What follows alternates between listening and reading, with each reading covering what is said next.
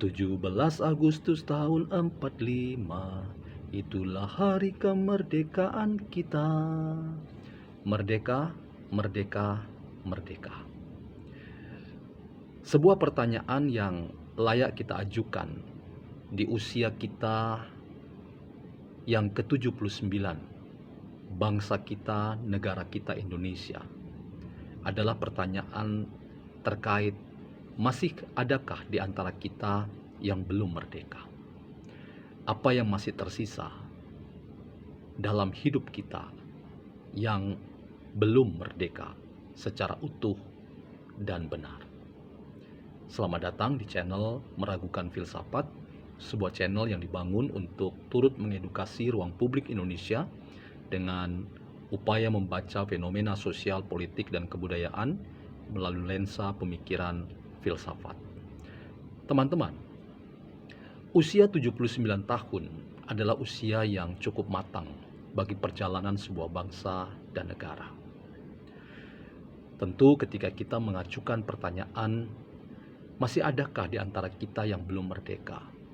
Pertanyaan ini sangat mudah untuk dijawab bahwa banyak tempat, banyak wilayah, daerah yang ada di tanah air kita yang belum betul-betul merasakan kemerdekaan yang utuh, yang holistik. Tantangan kemiskinan, penderitaan, dan relasi di antara sesama anak bangsa yang masih payah adalah tantangan yang real dari perjalanan bangsa kita saat ini dan ke depan menuju Indonesia emas di tahun 2045. Dan ketika kita menyoal apakah masih ada yang tersisa ketika kita merayakan euforia bersama 79 tahun kemerdekaan kita.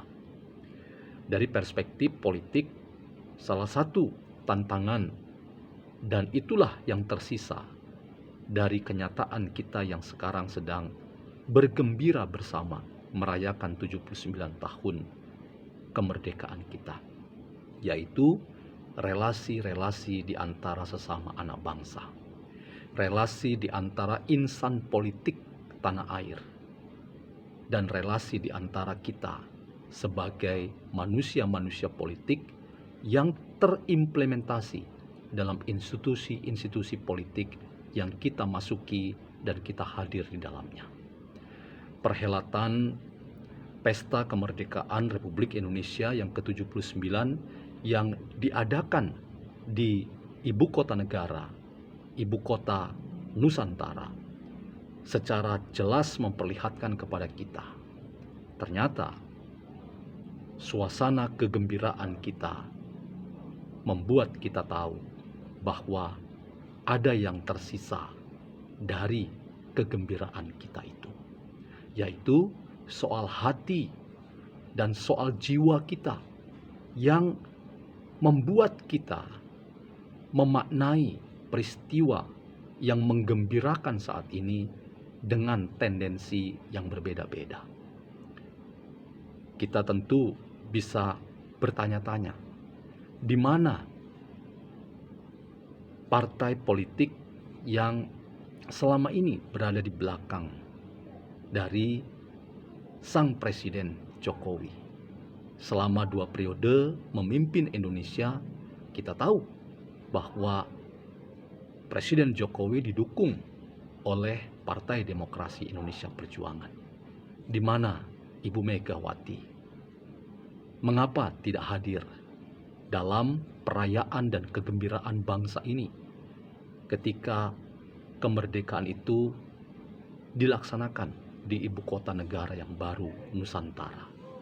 Mengapa Ibu Mega tidak turut serta dalam kegembiraan itu sebagai bagian dari sejarah bangsa kita, yaitu bangsa yang bercita-cita membangun Indonesia dengan Nusantara sentris, membangun bangsa kita dengan orientasi Indonesia sentris. Bukankah kegembiraan ini adalah kegembiraan juga dari Partai Demokrasi Indonesia Perjuangan? yang tercatat dalam sejarah adalah partai yang mendukung selama 2 kali periode kepemimpinan Presiden Jokowi. Publik Indonesia bertanya-tanya, jangan-jangan inilah yang tersisa, yang masih membuat kita dapat mengajukan sebuah pernyataan penting, bahwa ternyata kegembiraan kita di usia 79 tahun tidak melibatkan atau membuat kita tahu secara jelas bahwa ada pihak yang tidak ada dalam kegembiraan yang sama seperti kita. Kita tentu belum tahu mengapa hal itu yang terjadi sebagai fakta politik dan realitas politik kita. Tetapi yang menarik untuk kita cermati bahwa bangsa dan negara kita punya perjalanan yang sendiri dan mandiri terkait dengan pilihan-pilihan politik untuk hari ini dan ke depan. Pembangunan Ibu Kota Nusantara adalah cermin dari Indonesia sentris, dari pembangunan yang sudah dicanangkan oleh pemerintah yang sedang berkuasa saat ini.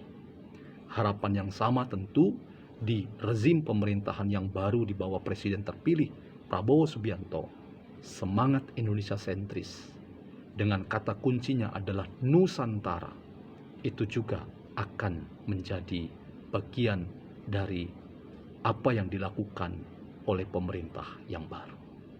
Teman-teman, banyak pekerjaan rumah yang harus kita lakukan dalam semangat gotong royong, kerjasama di antar sesama anak bangsa.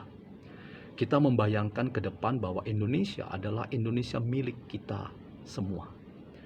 Kita membayangkan bahwa kita semua adalah putra dan putri Indonesia yang sama-sama mencintai Indonesia.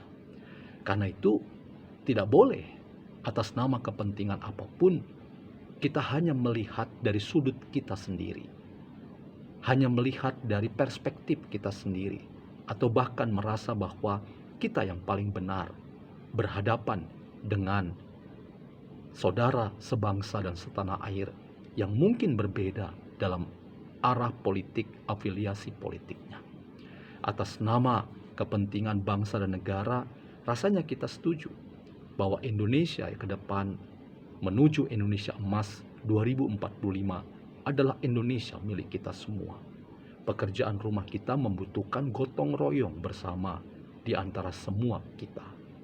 Karena itu, mari kita memaknai 79 tahun Indonesia merdeka ini sebagai sebuah panggilan untuk merawat perbedaan itu sebagai rahmat. Rahmat yang Tuhan Yang Maha Esa karuniakan kepada bangsa kita. Memang politik itu selalu syarat dengan kepentingan. Tetapi ketika negara memanggil kita semua, maka kita harus bisa mengerem dan bahkan melenyapkan kepentingan-kepentingan pribadi, ego pribadi menjadi kepentingan bangsa di atas kepentingan pribadi dan kepentingan golongan.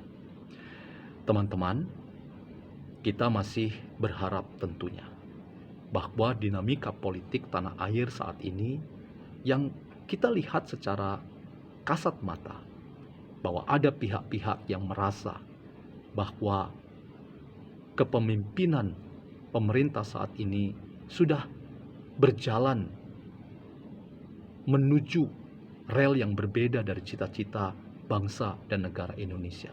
Tetapi itu hanyalah sebuah satu perspektif saja dalam melihat realitas yang ada. Ada banyak orang yang melihat dari kacamata yang berbeda. Nah, kekayaan melihat apa yang sedang terjadi dan kerja-kerja yang dibuat oleh pemerintah saat ini, itu adalah kekayaan kita dalam memberi kritik tetapi sekaligus mengapresiasi apa yang baik dari apa yang sudah dilakukan oleh rezim pemerintahan ini bagi bangsa dan negara kita. Kita mengapresiasi tentunya capaian-capaian yang dilakukan. Dan kita tentu terus melakukan kritik-kritik yang konstruktif terkait dengan apa yang belum bisa dilakukan oleh rezim pemerintahan yang berkuasa saat ini. Karena itu, cara berpikir yang apresiatif mungkin jauh lebih menguntungkan kita untuk membayangkan bahwa Indonesia ke depan membutuhkan Anda semua. Indonesia ke depan membutuhkan kerja-kerja dari semua kita untuk memastikan bahwa arah perjuangan kemerdekaan Indonesia, bahwa kemerdekaan ini adalah untuk seluruh tumpah darah Indonesia, itu betul-betul diarahkan bagi kemakmuran dan kesejahteraan tumpah darah Indonesia. Jangan tinggalkan Indonesia hanya untuk kepentingan sesaat pribadi, kelompok atau golongan.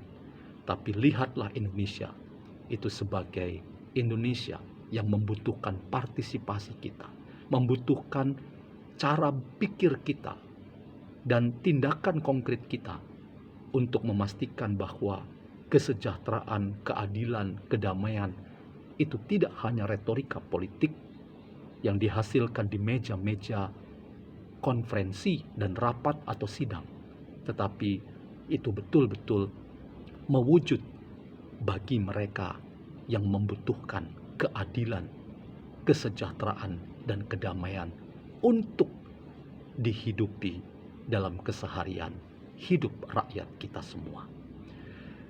Teman-teman, Indonesia merdeka sudah 79 tahun. Semakin tua bangsa kita, harusnya kita semakin arif dan bijaksana.